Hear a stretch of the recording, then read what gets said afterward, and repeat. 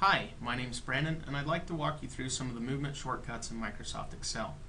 I've already got a shortcut demo.xls file open, and the reason for that is just to make it a little easier to show you these shortcuts without having to put a lot of data in. First off, I'd like to show you the arrow shortcuts. And to use these, you hold down the Control key, and then you hit one of the arrow keys. So we're in cell A1. If we hit Control and then the right arrow, we're going to go to the end of the worksheet.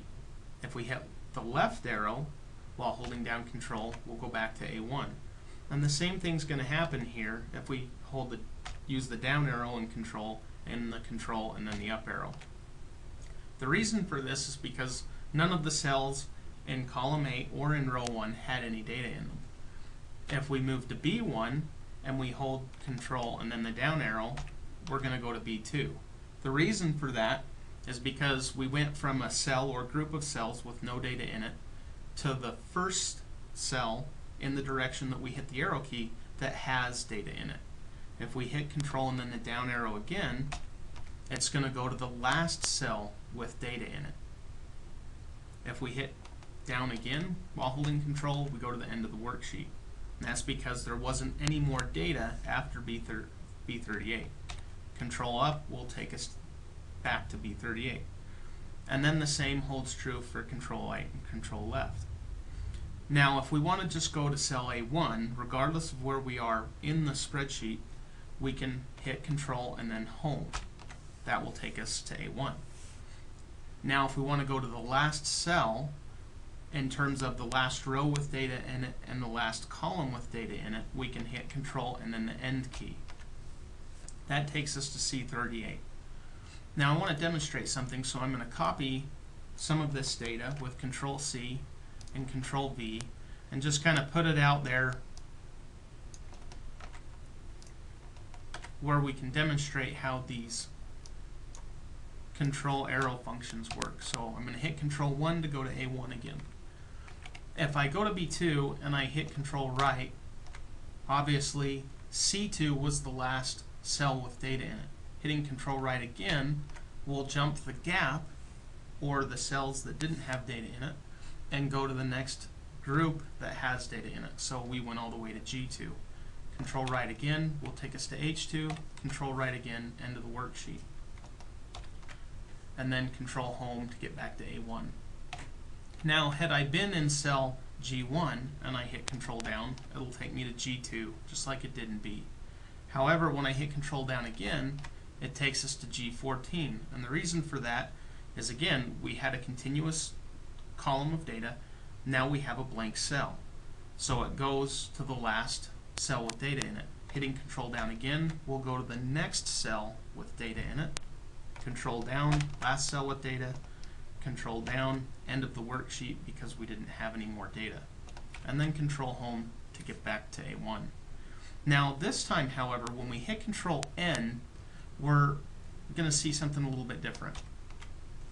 Now when we hit Control N, we go to H38. This cell doesn't have any data in it, but the reason that we went there was because we went to the last column and the last row with data. So the last row with data was 38 because our group of data in the B and C range went all the way to 38.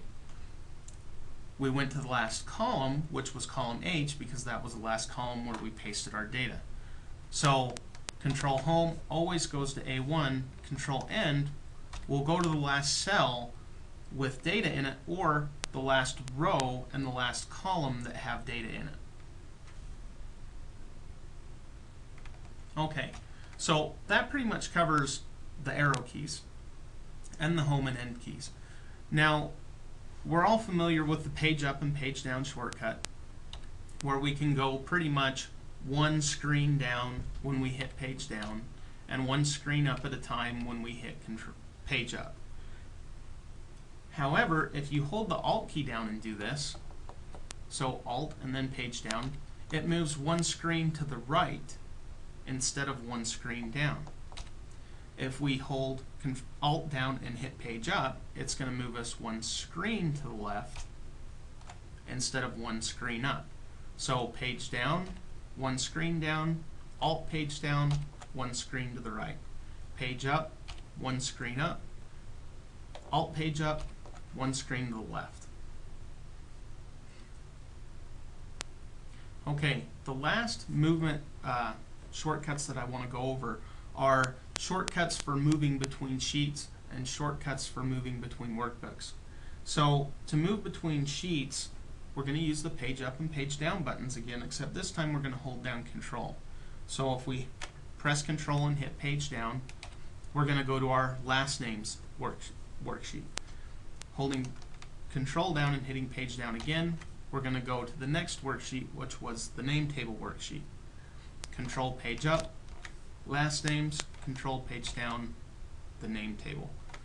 And then we can hit Control page up twice and get back to the first names worksheet. The other option that we have in terms of movement is to move to different workbooks. So if we have another workbook open, which I do, we can hold down Control and hit F6. This takes us to a different workbook entirely, and here I have the newbook.xls file, which was just a blank worksheet that we saved when we went over our basic shortcuts. Holding Control and then hitting F6 again will take us back to our shortcut demo Excel file. So Control and the arrow keys, Control, Alt, and just page up and page down are pretty much some of the best ways to move around a worksheet very quickly. Don't forget Control Home and Control End in there.